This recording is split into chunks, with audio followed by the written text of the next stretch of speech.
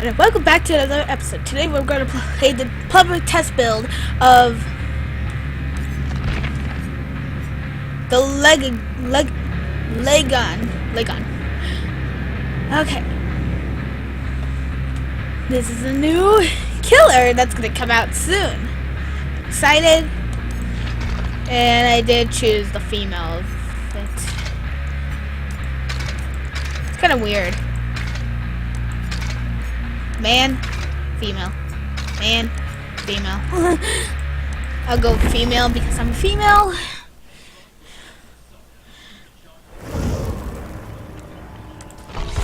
So, I have no clue how to play the skiller. So that's going to be a problem.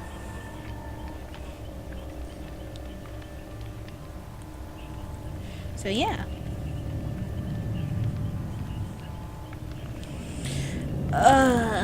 How's everybody's day?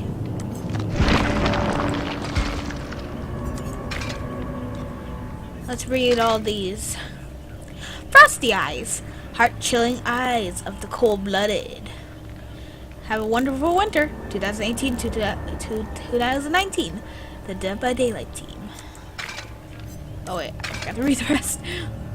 The Legon mask. Frank. A grinning mask during your run. The Legon Julie. A taunting mask during you to run. Daring you to run. Oh god. I can't speak. Hooded leather jacket, Frank. The couple that shoplifts together, stay together, a smooth flax leather jacket to transize the neighborhood.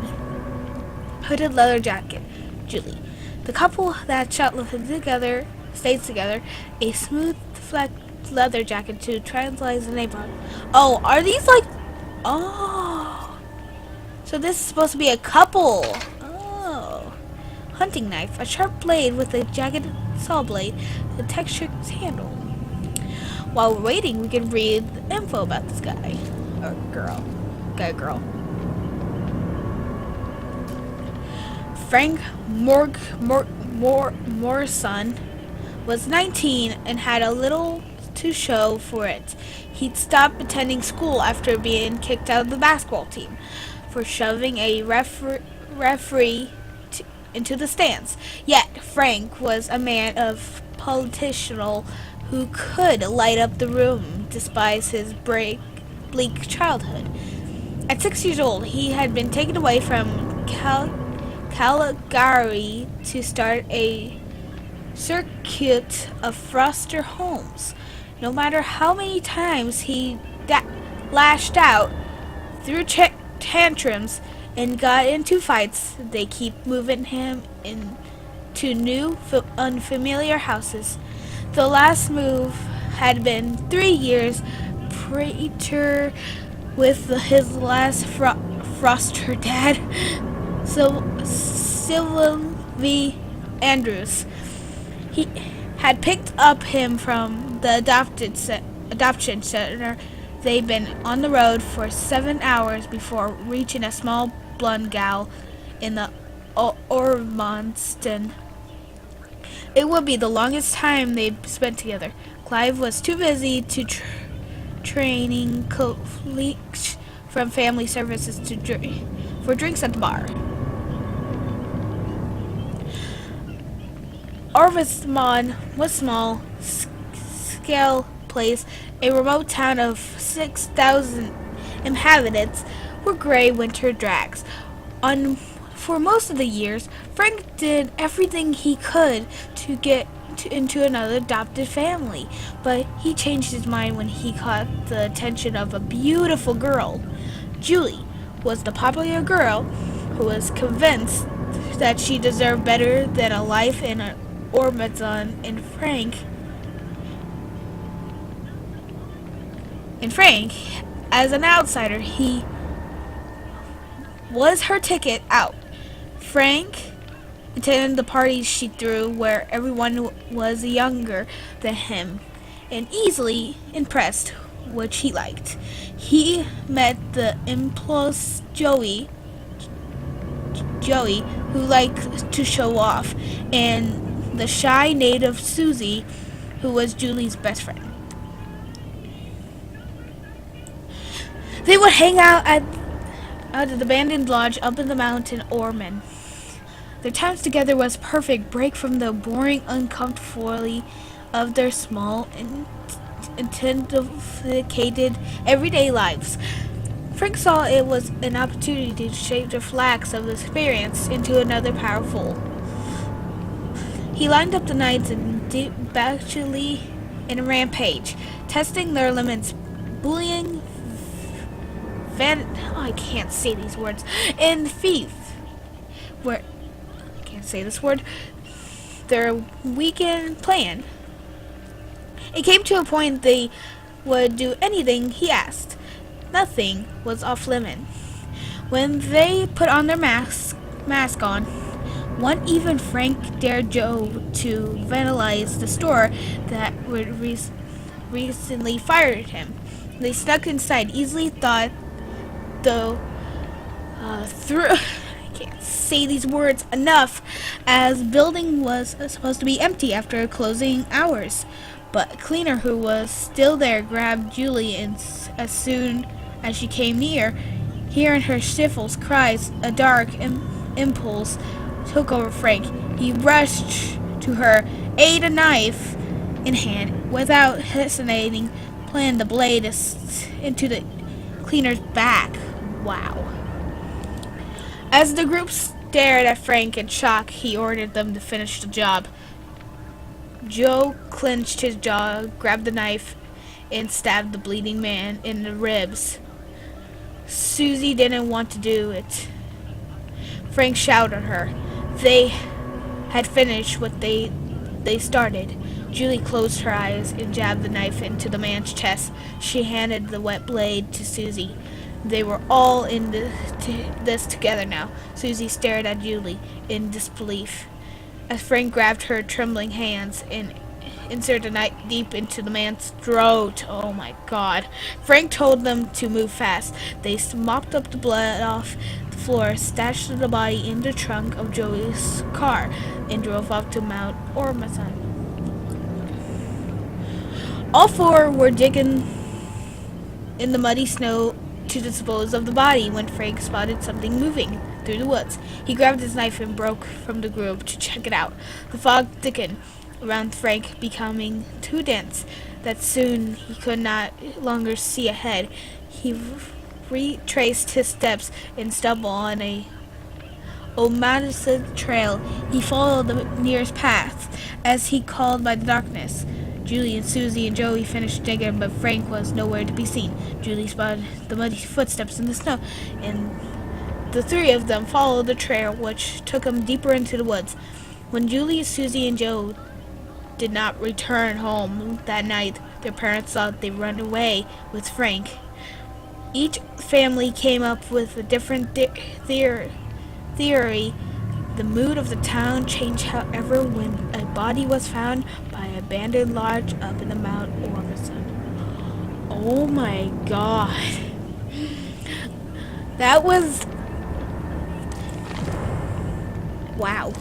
I have no words. So, they murdered a man. Oh God. Ugh. Since we can't find a game, we're going to read about the other one, which is Jeff Johansson. It's almost my last name. Close, at least. What do we got here?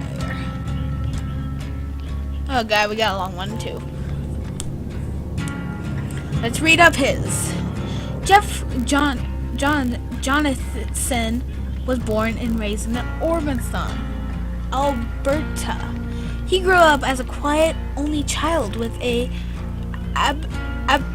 vision for large crowds. Oh.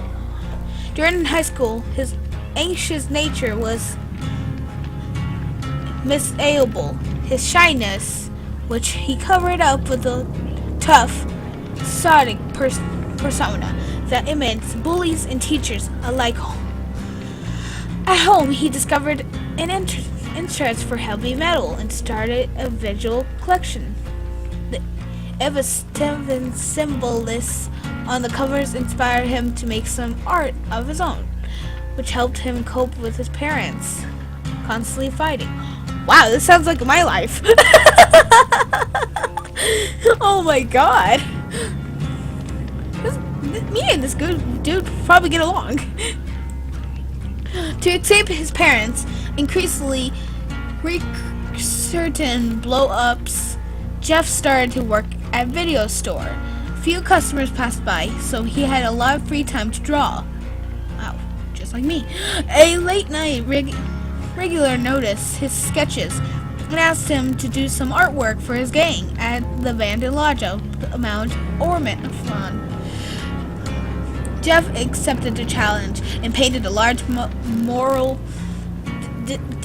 display, Galega. Oh, in a runny, bloody letter, he given the $50 bill and 12-pack for his hard work. It was the first paid commission, a milestone to be proud of. After his parents' divorce, Jeff was forced to move with his mother to Winkler, Manitoba. What are these names? Which was a miles away from his hometown and his dad. In Winkler, Jeff was more alotic than ever, expected for art and music. His solace came shortly after graduating high school, when he started to work at a local bar with the live music performance. He found a roadie gig shortly after leaving Winkler behind. A few years later, Jeff got injured after getting involved in the fight during the concert.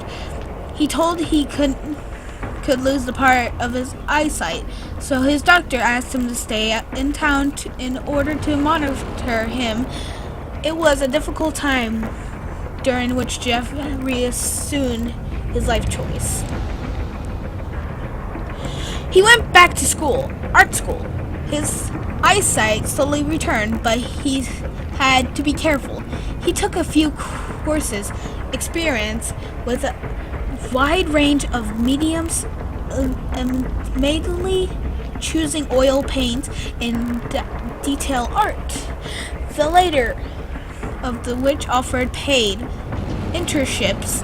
He took up the desk job and found his calling designing labels for his microberries. He let a quiet sample live. He brewed beer, took in a rescue dog, designed tattoos and free lace album covers bands he liked. All until one morning when he got a phone call from Orson saying his father had passed, leaving a few things short out.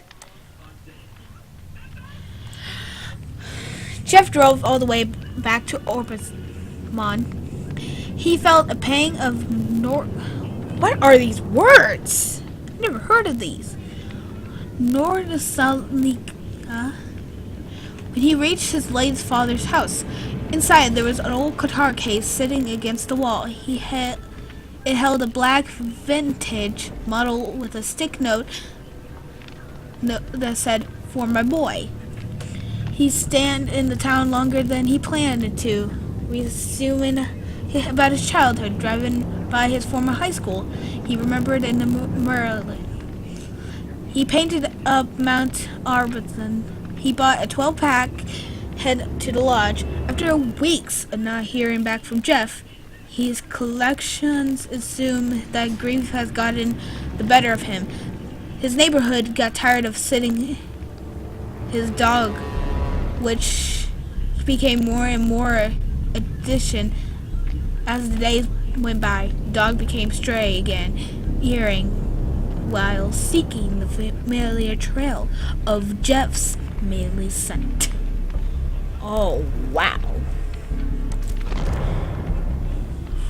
Wow. Nothing to say. Half of those words I did not understand or know what they meant. I never heard those words in my life. Seriously, I never heard those words in my life. So sorry if I mispronounced them wrong. I just suck at words. That's why I'm in special ed. Yeah. Well, anyway, guys, that was all for today's episode since I can't find a game, sadly. I can never find a game with killers, so I will probably do some games with friends maybe one day. I hope you guys enjoyed this episode. Bye-bye.